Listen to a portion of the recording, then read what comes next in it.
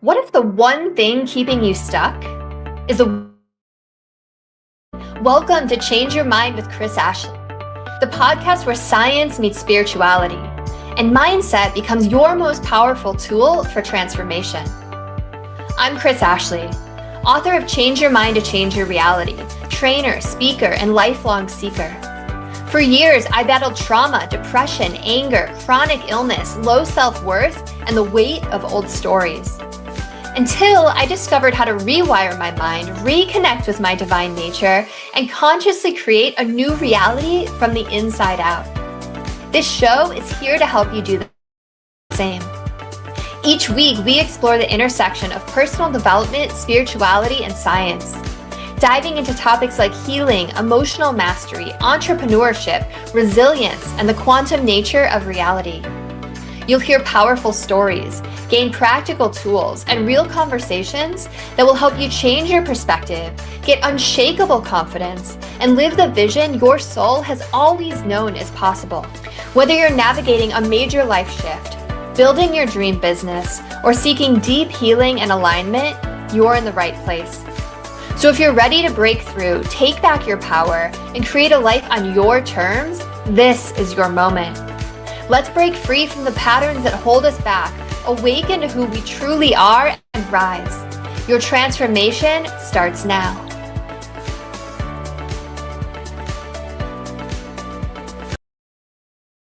The Change Your Mind podcast, where we explore personal development, spirituality, and science. I'm your host, Chris Ashley.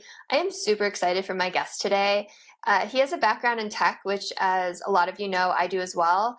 But he left tech, like I did, to really focus on human expansion and helping people come home to themselves. So I am so excited for today's conversation.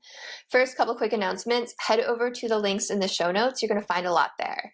You'll find ways to sponsor the podcast, ways to connect with me, ways to connect with my amazing guests. You'll find a link to my own book, Change Your Mind to Change Your Reality. It was endorsed by 3 people from the film The Secret: Marcy Shimoff, Michael Beckwith, Bob Doyle. It was endorsed by John Gray, who wrote Men Are From Mars, Women Are From Venus. Let's see what else. Ways to get some free downloads, courses, coaching. There's just like a lot there, so go check it out. And as always, this podcast is part of the Los Angeles Tribune Podcast Network. Sounds kind of weird that a podcast network is owned by a newspaper, but we are doing massive things in the personal development realm, spearheaded by an amazing woman named Mary, who was Tony Robbins' EVP of production for 18 years. So we have live events every month. I was just on stage with Les Brown, Dr. Joe Vitale, Sharon Lechter. So come be a part of this. All right, so with me today, I have Schabelman.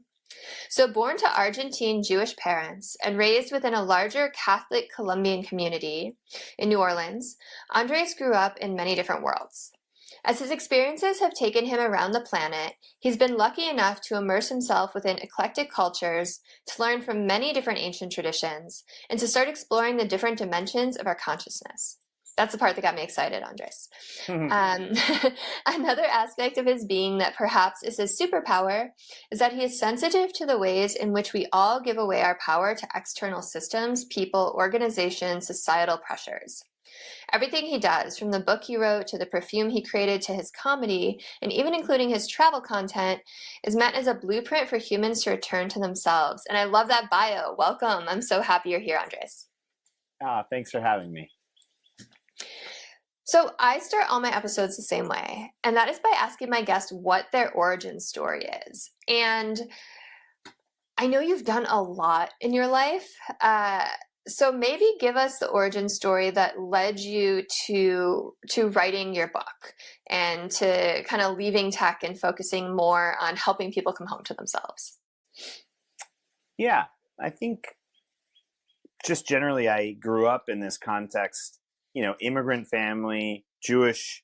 There's a lot of pressure in both of those two often to succeed and to play the game. And I played the game and I played it really well. You basically gave me a system to be inside of and I would win it. But I would win it in terms of like the external aspects of it, the validation piece. And a lot of that was, to play into the the values and the way in which my parents really raised me to succeed. And I really am grateful for that, because it made me an independent person that could provide for himself. But along the way, as I was in tech, and I went to Harvard's Kennedy School, and I was an early Airbnber. And in my personal life with relationships, I just felt like I was missing the mark, even though I was succeeding on paper. And in a couple of those instances, I was just felt I was left feeling more alone, or less fulfilled, or further away from something that I somehow knew I was far away from, which now I think I call my higher self. And at some point, the writing is on the wall. The universe sends you signals that you got to look at yourself and at the blind spots, and that's kind of there's multiple moments there, whether it be hiding from a partner and hurting their feelings and dehumanizing them in certain ways, or being drugged and robbed in Colombia, or making it to the floor of the New York Stock Exchange and making a lot of money, but realizing I still wasn't fully fulfilled. All those things, they kind of led me to a point where I was like, okay, if I check off all the boxes, but I'm still feeling empty, then what next? Yeah. I mean, that's amazing. So many people out there are like, I want to make money. I want to, then all my problems will be solved. Then I'll be happy. And I can't remember who it was. I think it was Jim Carrey that was like, I hope everyone becomes like a multimillionaire, because then they're going to see that that's not the key to their happiness. Yeah. And I think it can actually also at times even make it really easy for you to ignore some of the things that are happening under the surface, because you can sort of like fall back on the money and say, oh, well, look, look at this thing that other people value. I'm doing well. And so you can kind of like hide behind it. I certainly did. I created an identity around the money for a period of time. And it further made me, I think, move away from some of the self-worth stuff that I really need to look at. Like, because I could just say, oh, well, look, I'm doing well, and everything's fine. But it wasn't.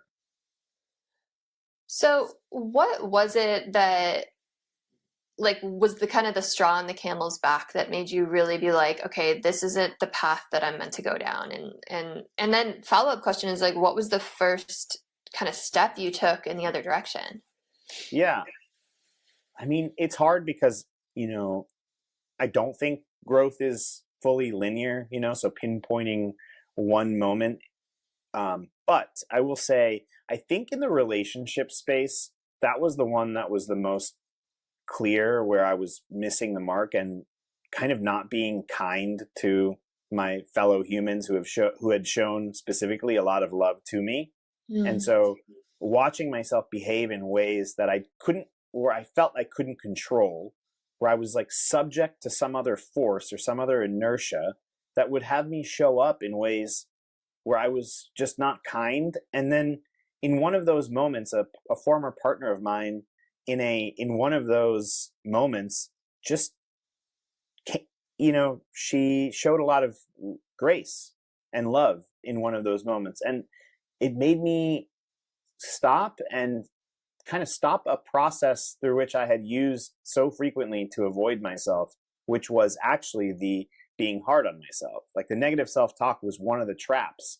And when she showed up and was like, hey, I understand why you did what you did. Like I myself have gone through periods of shame because of trauma and whatnot. And I just want to say that I want to be here with you in this.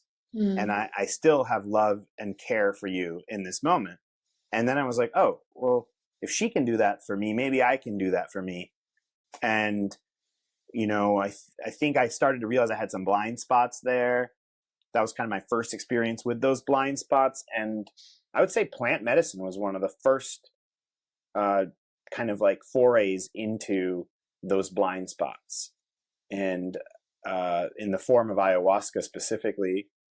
And in the first ayahuasca ceremony that I was in, what came out was I remember seeing 3 moments in my past where I had actually experienced shame, but I had used humor, specifically Mm. humor, and kind of like brushed it away as a way to kind of move through it and kind of not justify my own shame or feelings of that something had gone wrong. And that was my first experience really realizing, oh, wow, it turns out I'm not as boundary-less as I thought I was. It turns out I do have boundaries, and that it's hard for me sometimes, especially with other people, to identify what they are. And that's when I went into therapy, because I was like, okay, I really don't have contact with my wants and needs. I have been living my life really for other people's wants and needs, and at times I've been hurt by it. And I think ayahuasca allowed me to feel that pain of the ways in which I had abandoned myself. Wow, that's amazing. I mean, I've heard so many people kind of gotten awakened by ayahuasca, but that's so interesting that it showed you moments in your past where you used humor to brush something off, and from that you were able to have an epiphany. It sounds like it really just gives you what you need in that moment, right? Yeah, I mean, I think that's the you get the ceremony you need, not the ceremony you want, is sort of like the running joke in there, because specifically with ayahuasca, which they call the grandmother medicine as opposed to the grandfather, the grandmother is going to tell you what you need to hear, and she might not tell it to you in the most loving and caring way. She's gonna tell you straight up. And that's kind of what my first couple ayahuasca experiences were like. I had a very firm but gracious grandmother coming at me. That's cool. Did you have any fear going into that for the first time or no? Yeah, I mean, I have a running fear all the time of losing my mind. Hmm. Like, and in fact, actually, the control that goes into trying not to lose my mind is one of the first things that comes up in ayahuasca, because you try to physically control the experience. And that's specifically when you start getting more and more sick. So I'm like, okay. I'm going to stop trying to control this. I'm going to trust. I really built up a lot of trust with the shaman, and I think set and setting really matter here, and following your intuition and making sure you're working with the right people in the right context. But I had all of those things kind of checked off, and I think once I kind of let go of that control and could trust, then I really I settled into a space where that fear, which really was my need to control, out of it kind of dissipated. But yeah, I think people should be cautious. Like I don't think I don't know. I don't really know the spiritual component of it. What I know is that you're in a very open state in those ceremonies, and the energy, or the not just energy, like the actual thoughts that are or the intention of the healer or the other people in the room, that energy or the whatever is there really can affect you. And you realize that once you decide to go into your ceremony, the second you decide, it could even be like months before, some of the things that you start to see in your real life, like if you watch like a Netflix movie that is like really scary, after you've decided to go into ceremony, a lot of times those thoughts and those images will show up in the ceremony. So I started to be like really cautious of the energy that I was allowing into my life, and in ceremony. So that's what I really believe in, the power of it somehow. And I think people should exercise discernment and intuition when going down those paths. I mean, I think that that's a good practice in life, right? Because the like our diet isn't just what we eat, it's the content we consume, the people we surround ourselves with, the music we listen to, like the movies we watch, all of that can flood into our subconscious mind. And 95% of our day we're living through our subconscious, unless you're like actively working to reprogram it, right? Yeah. Like a lot of people who come on the show are. But all of that affects you. Like I noticed even during like the election, when I would be like on TikTok and all of this like anger and hatred on like both sides. It was like it was getting to me, you know? Yeah, So you got to be mindful. totally. And like, I mean, sometimes I allow myself to go into those lower energy states because Sure. they are useful sometimes. Like, not necessarily like, yeah, some aspects of lower energy states are useful because I think they calm the nervous system to a certain extent that maybe allow you to then kind of like rev the engine to come back. So I'm not so hard on myself when I'm in those places or when I'm surrounding myself with energy that I know. Like sometimes I do, like when I know that I'm numbing when I re-download some stupid game on my phone, and I'm like, fuck, I can't believe I'm doing this again. But I'm like, okay, I know that I'm in a numbing state. Okay, Yeah. I know that I'm numbing. I'll stay here for a second. But then at some point I'm like, okay, enough, because when I'm too much in that space, then I realize that my antennas for creative expression are kind of muted. The decisions that I make with my actual diet often end up following the level of energy that I'm engaging in the world around me, and so yeah, I allow myself, but I'm watching myself now rather than like getting swallowed up in it. Totally. And like I think that that's a healthy way to go about it. Like, you know, no one's perfect, right? We're not here like to shame anyone. Like I'll like binge out on a show's, you know, like we're watching White Lotus, you know, it's great. Um, but yeah, like you said, like being aware, right, of what you're doing and like being in touch with yourself, like noticing if those things are starting to get to you or I don't know. The last time I went on like a Eckhart Tolle retreat, I turned my phone off and didn't touch it for a week, and it was like I felt so good. And then when I went back to social media, it was like I felt it. Like it does actually affect you. Yeah, it really does. I'm with you. I think my phone usage when I'm at my worst or when I'm at my lowest is it skyrockets, and it's a real yeah. The mind goes to these places of like justifying these behaviors Mm. because we really are so want to avoid discomfort. It's Yeah. insane. Yeah. And I think Or one thing boredom. that was, but one thing that was helpful to me in therapy specifically was sort of feeling how uncomfortable the thing that I assumed that was soothing me was. Like, meaning it became clear that actually the avoidance of the discomfort was actually uncomfortable. Hmm. And that kind of helped me kind of like, well, if I'm going to make this uncomfortable decision, I might as well feel what I need to feel. Yeah. Yeah, totally. Again, you were being like very mindful and in touch with yourself, which is the difference, right? And real and so many people aren't able to like notice that, right?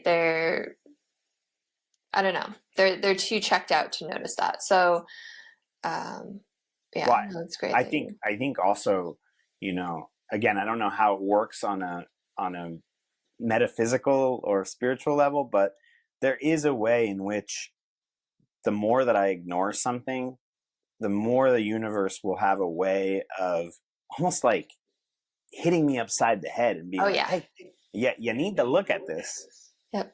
Whether whether it's health stuff that comes up, or the drugging and the robbing that happened to me was specifically in a moment where I was back to my numbing. You know.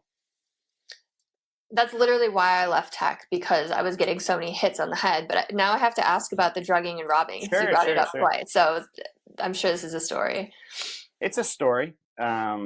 Yeah, this is actually, it wasn't that long ago. It was in January of 2022. I've done all the therapies. I've gone to the Joe Dispenza things. I've done the ayahuasca. I'm in the middle of writing the book. I'm a model for other people in my life for feeling my emotions. And lo and behold, I find myself in a situation like, my best friend, he's been taking care of his mother who's got Alzheimer's for the last 10 years in Colombia and New Orleans. And he's just in a tough situation. And I went to visit them in Northern Colombia, and I was there for 2 weeks, and I was in a lot of pain, just trying to put up like a face of normalcy, both to him and his mom, to just create some sense of of of just showing up as normal as possible, or whatever that means. But I must have been pushing down a lot of really intense feelings, because I left northern Colombia and I went straight to the capital, Bogota. And I was like, oh, let me get on the dating apps. I got on Bumble, like very familiar place for me to numb is through these dating apps. Like I can totally distract by going and grab.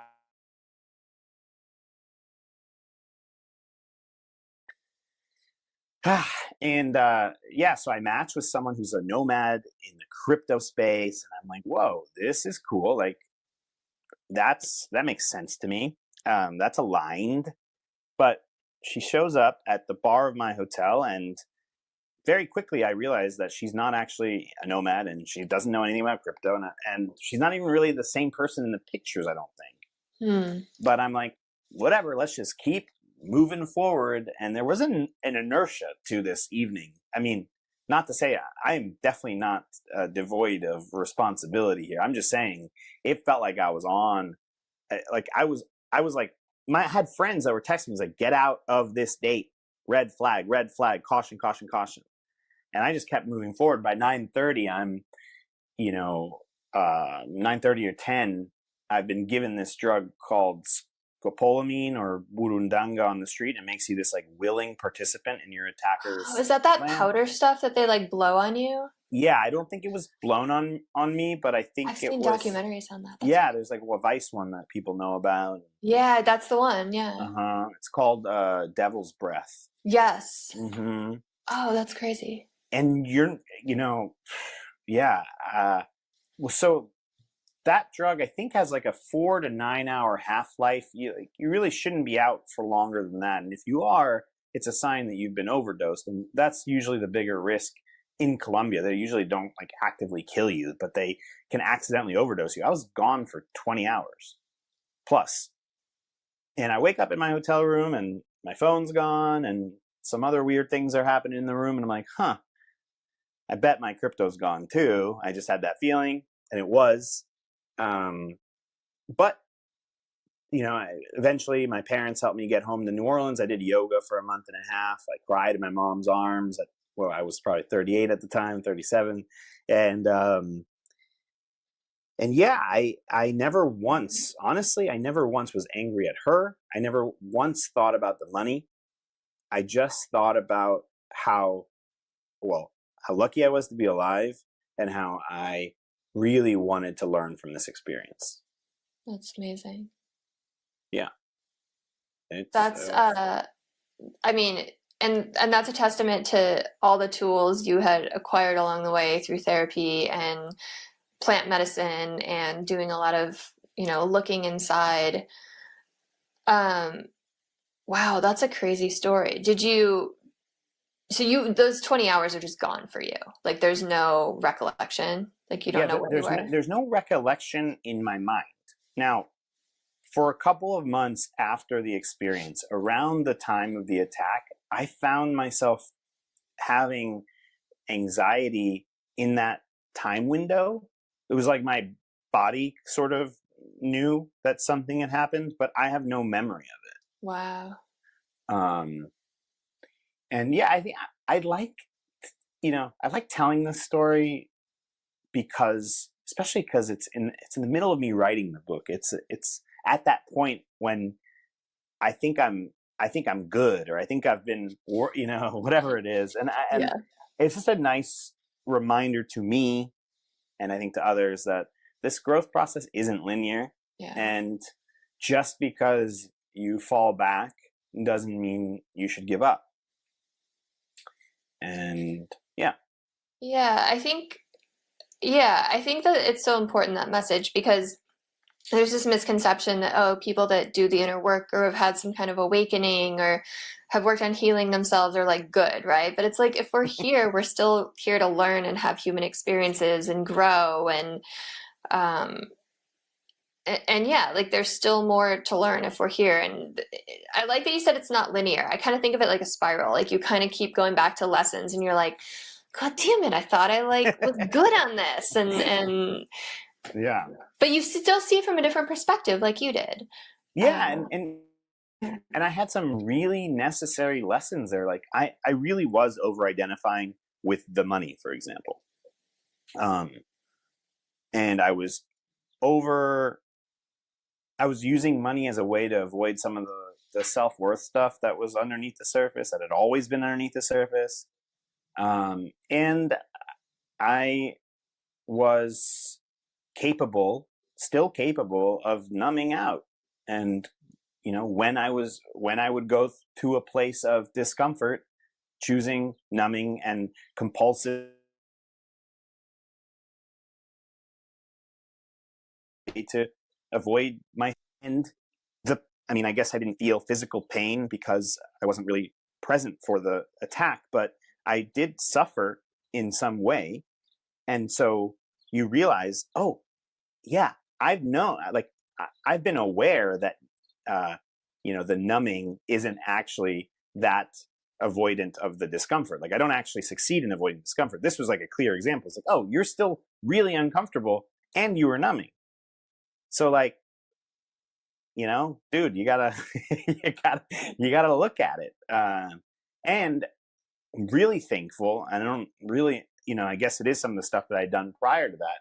But I'm really thankful I went home and I really did like soft yoga. I did some, athletic style yogas at times, but I really did more yin yoga and like soft yoga that just allowed me to be in my feelings for a month and a half and really feel the experience. And that was transformational. Like I felt like that really changed. That was a game changer. Yeah, that's amazing. It's so funny that the universe gave you an experience based on like it's kind of like the grandmother of plant medicine, right? Like based on like what you were struggling with, right? It was like, oh, you were still hiding your self-worth issues behind the money. It's like, all right, well, let's take the money away. Yeah. Like, Yeah. now you can't do that. Yeah, you can't do that. And like, if you don't listen, like we're getting progressively more serious here. Like Right. we got to get you to listen. Right. It's like it starts with a poke and then pretty Yeah. soon it's like shaking you by the shoulders. Exactly. So, okay, so what happened after, and by the way, I love that you healed with yoga. I had a yoga company that I sold in April, but yeah, Congrats. yoga is so healing. Thank you. Yoga is so healing. So what happened after the 6 weeks of yoga? Like you emerged from that, you were able to feel it. Is that kind of when you left tech for good, or like 2022 we're in the middle of the pandemic. I basically had left tech in 2020. I had started an acting kind of process, actually related to a Jim Carrey movie called Jim and Andy, which is a documentary about his portrayal of Andy Kaufman on Man on the Moon. And I saw that film and I was like, I want to be an actor. I already feel like I transmit, or people transmit, different energies through them when they're reflecting something authentically. So I was like, I want to do more of that.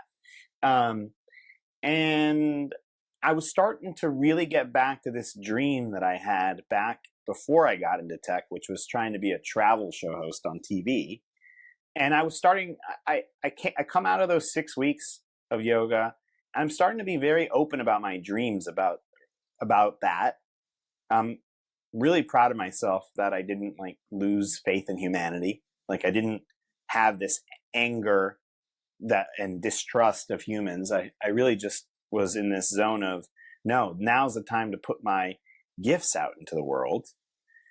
So I just started to be open more about that desire. And I spoke probably in April, around April. Yeah. My buddy's birthday, with this woman director named Azra. She's Bosnian. I was talking about her openly in Los Angeles about this dream.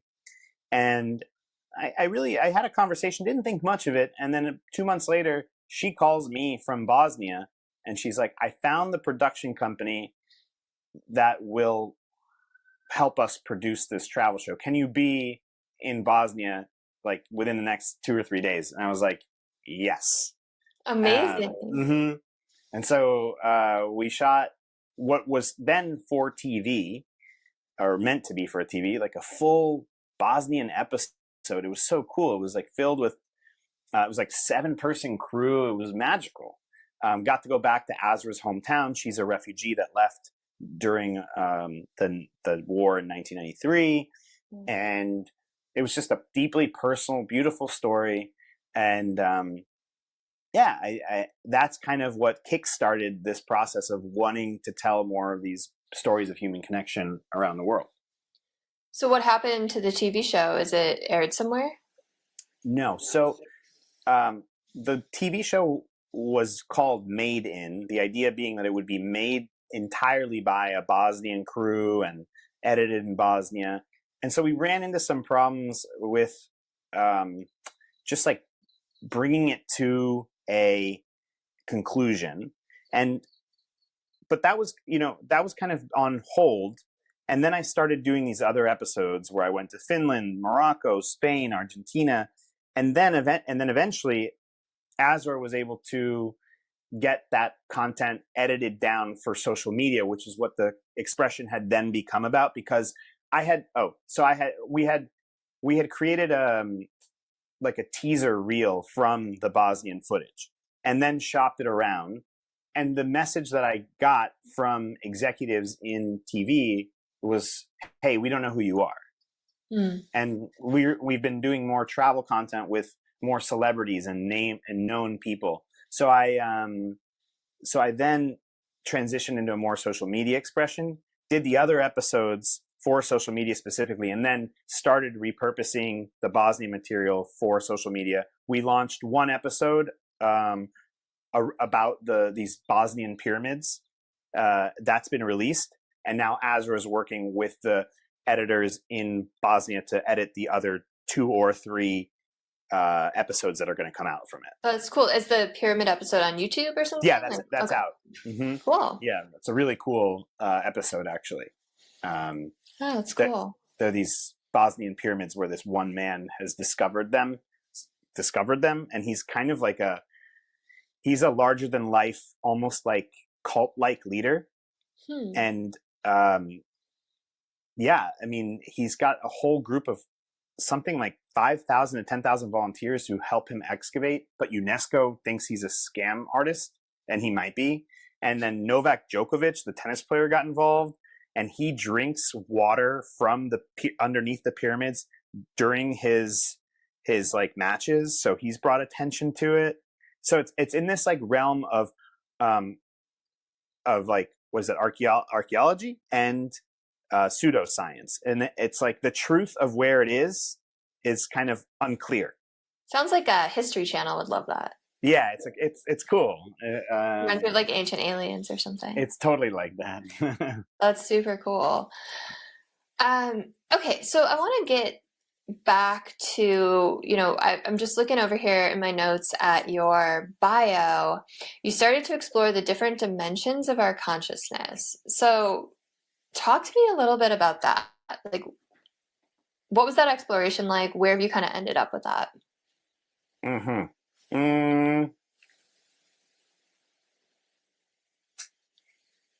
Yeah, it's hard actually for me to put words on it, and I think that's maybe a good thing. I think I just am aware that our reality, the reality that we see and experience, there's oftentimes little breaks in the matrix, in the logic way of seeing the world, where I experience these like moments of connectedness with other humans, or synchronicities, or just these moments that are beyond what our eyes normally are tricked into seeing.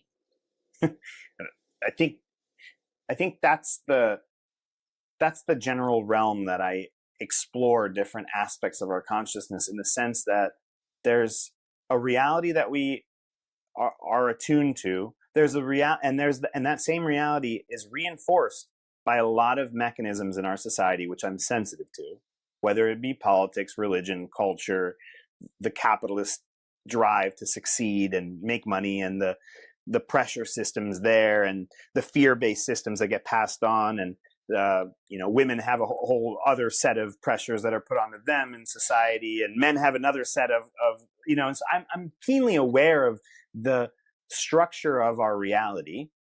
And then there are breaks from it that I also, because of my love for humans, can also feel. I feel the energy that exists when I'm present with someone, when I'm in nature, and I feel sort of the power of nature. There's these just moments that break from the rule system, and it just leads me to ask more questions. Probably it leads me to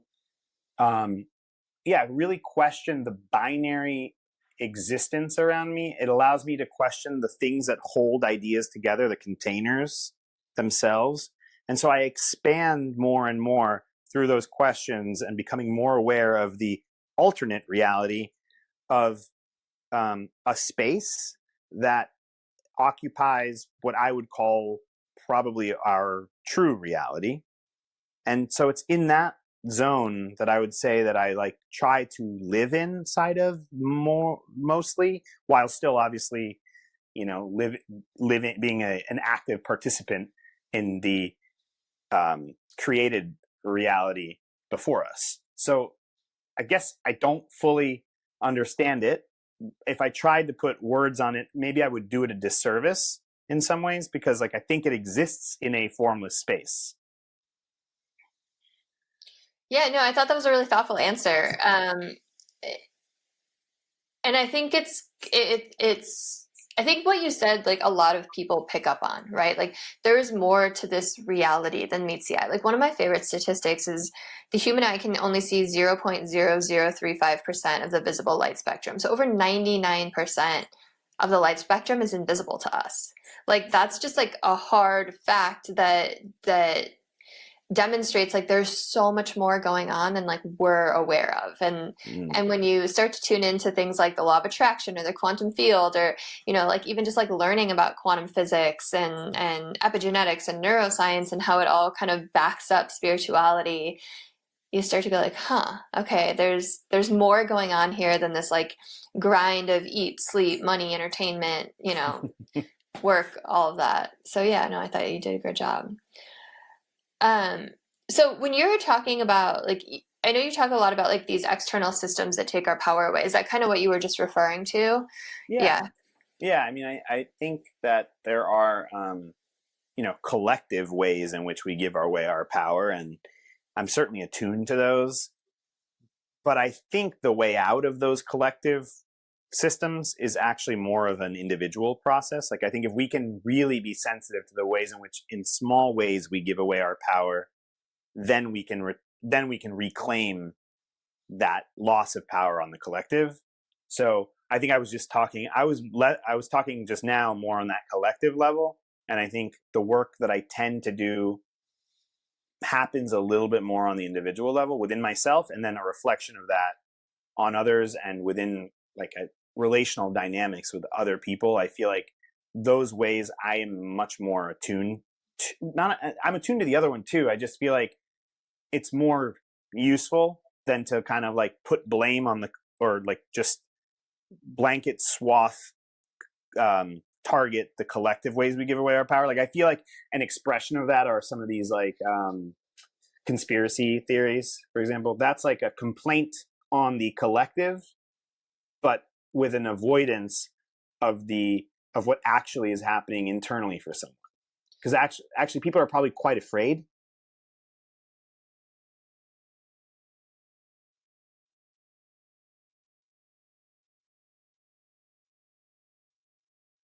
Maybe they're for their own mortality, of the uncertainty, but it skips a step, for example. I think it's really easy to place blame on outside events and other people, even to blame your suffering or the things that have gone wrong in your family tree or in your own life, because you avoid taking responsibility, right? You don't have to look at yourself. Yeah. Responsibility is so key. Yeah. I'm actually in that right now. I'm training to be a facilitator in a group therapy program called Core Energetics. Mm-hmm. And, part of that training is doing a lot of the self work. And man, in the last module that I did, I was noticing myself doing the thing that I do often in groups, which is I separate myself. I look for ways to kind of draw wedges between me and others, and then I run away. It's been really helpful for like all of the travels that I've done and the explorations that I've done, but it's not been that great for me to actually, for embedding within a community or building a relationship, for example. And so I found myself, through some process, looking at the guy in my group and being like, I hate how inauthentic you are. And to the woman in my group, I hate how manipulative you are. And to the other guy, I hate how judgmental you are. And then I was like, oh, I hate the part of me that is judgmental, inauthentic, and manipulative. And because I hate it so much, I hate that part in you. And then I project it completely onto you. And then I leave myself with no other option but to then create the separation. That's my responsibility. Now, is the inauthentic person and the manipulative person and the judgmental person, are they being inauthentic, manipulative, and judgmental? Sure. I'm sure they are. But my responsibility lies in the way in which I've projected my own hatred of certain parts of myself onto them.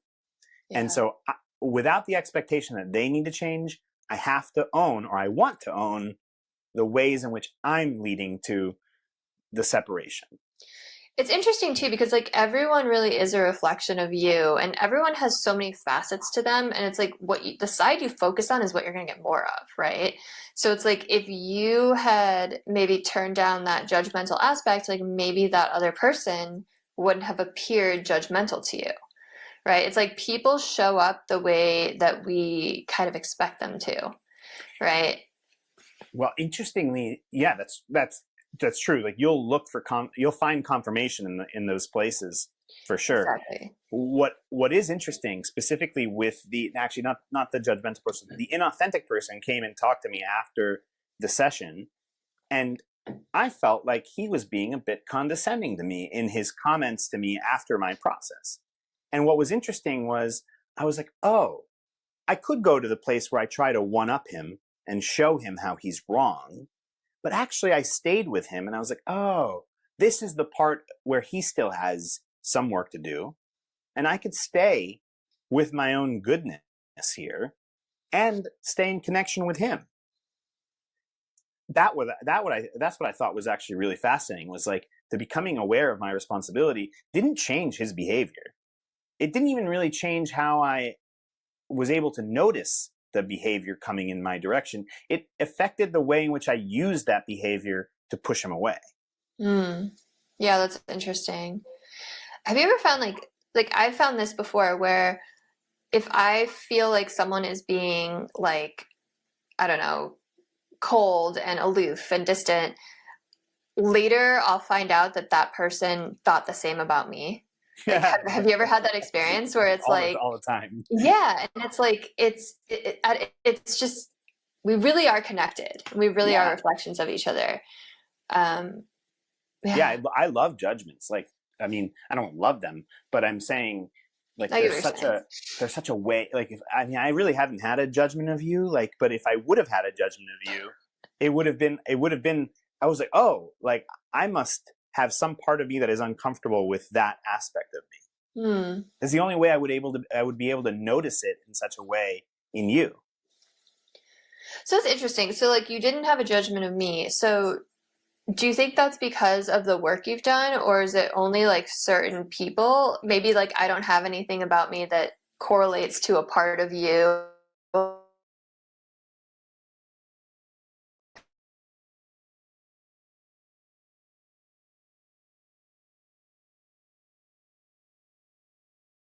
Or, you know, do you get what I'm asking? And not, Yeah, I no, don't I do. just praising people. I guess I don't have a really good answer. It's I think I was gonna say I already came to this earth with less judgments, but that's a BS comment.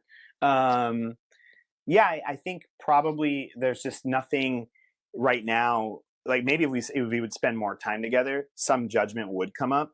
You know, like I noticed, for example, here's an aspect. I noticed you had a way of like you have some not rules, but you have some guidelines around what you want in your podcast, right? Like authentic expression, conversational, those kinds of things.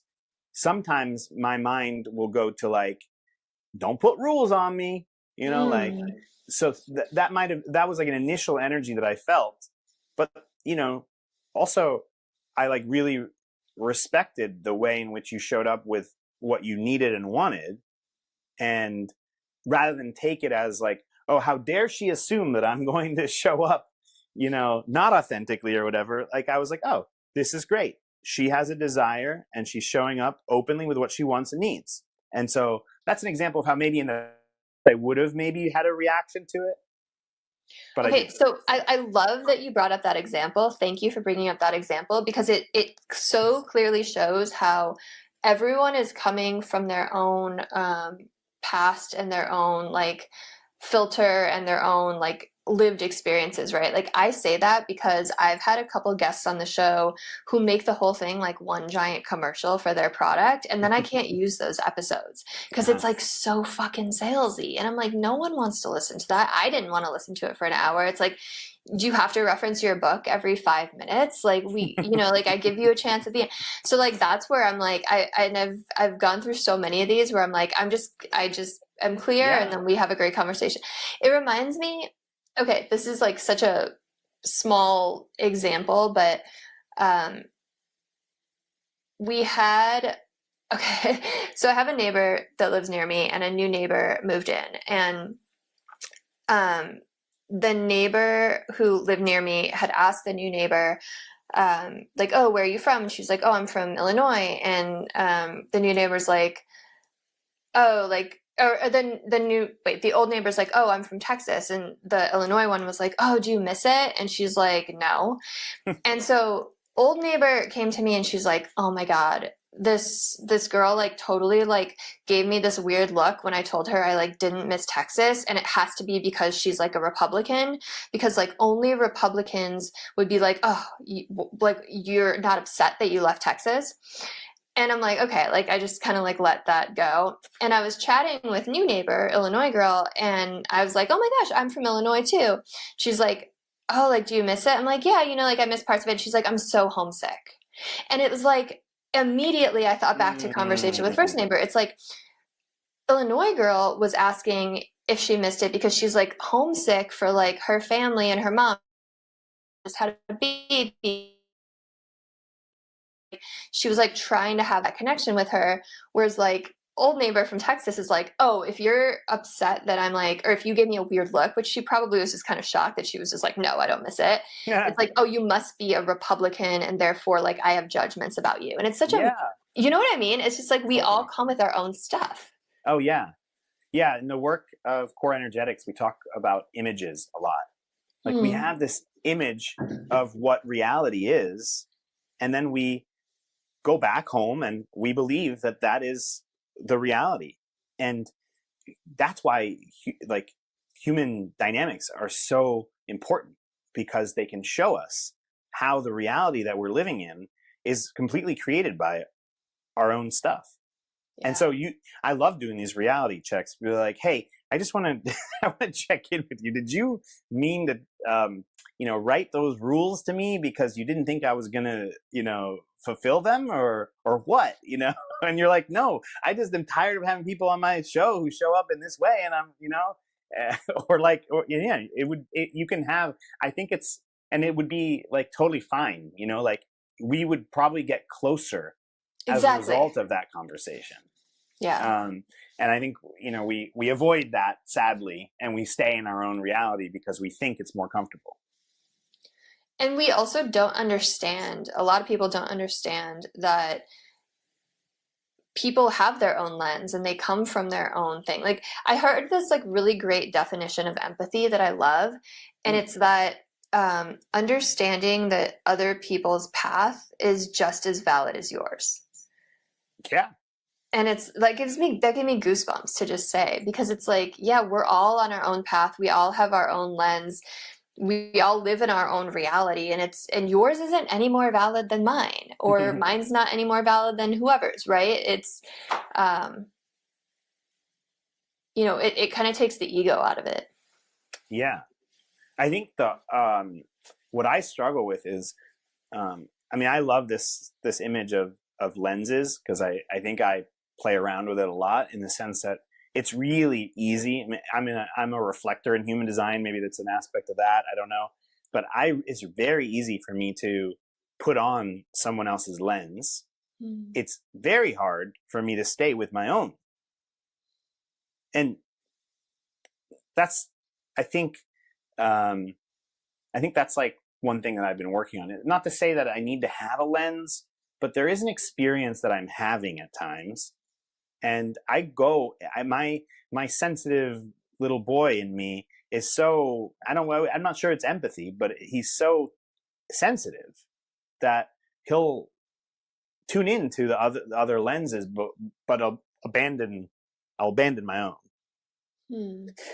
And I think that's like a place that I'm wanting to get better, because ultimately that's another way in which I can separate from others, by not honoring what my experience is.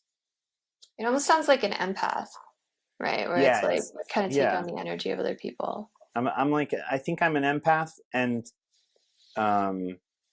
but then have done certain things to protect my energy, which I think other people would interpret as me not being an empath, but being quite distant in many ways. But that's just like my own protective mechanism for. It's a trauma response. Yeah, it is, for sure. Yeah. But I'm in it. That's like the world I'm in right now. That's cool. It sounds like a really cool program. Yeah, and also the program is part of that. So what do you do with the program when you're done? Like, do you run like group workshops? Like what's the ultimate goal? I don't know. I don't really live my life like that, actually. Like maybe I should. But like, I don't, I know that taking this program is bringing me a lot of joy and growth for myself right now. And I know that I'm really good at it. Like I'm really good at holding other people's projections and then stepping into an impulse, like to help someone else in their process. I know how to help myself in certain processes by having people almost like represent certain things in the room that I can use for my own growth. So like I have a skill, a gift there. I'm learning and I'm enjoying the learning process. I definitely see how group, maybe one day I'll have a piece of land where I organize retreats. And that could be one way that I facilitate and also partake in other people's retreats. But I really don't have it so clear in my mind. And, my own, another trauma response of mine is probably not being able to, or being avoidant of really thinking about the future too much. I mean, you're trusting the process, and that's amazing. Yeah. I think that's great. I do trust the process. And you're in a place where you're learning and you're feeling joy, and it sounds like you're right where you need to be. Yeah. And I want to I really talk about this a lot with my friends, which is like, yeah, I have gone from point A to point B. You give me Harvard, perfect example. I can get a full ride at Harvard. I did it. Point A to point B. Now, but what did I sacrifice along the way in that goal?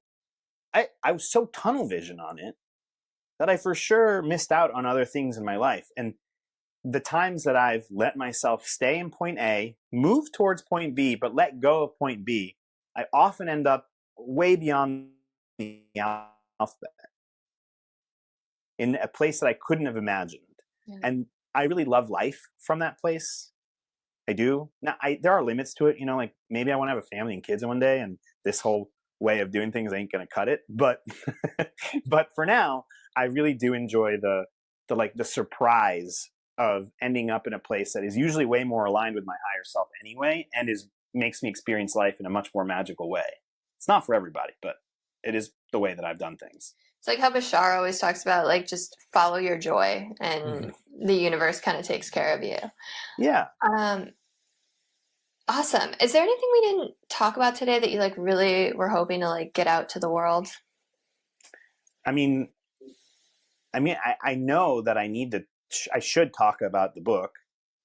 Yeah, talk about the book. Tell us about the book. but I want to say a caveat here, because I share your aversion to overly salesy, like energy in the world. Well, we're at the end of the episode, so now's the time to talk about the book. But even then, I really don't want to sell my book.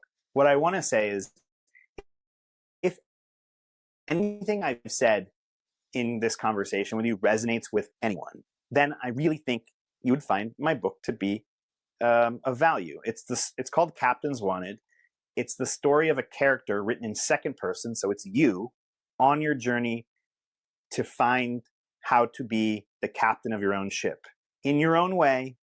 It's like an experience that at times is uncomfortable. And yeah, this character goes through many different ceremonies and journeys, and then hopefully comes out the other side with a sense of discernment, sovereignty, and freedom.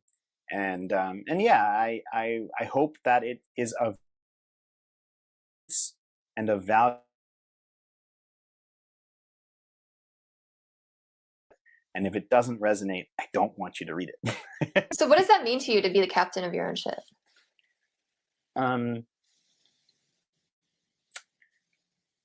Right now, what it means is to...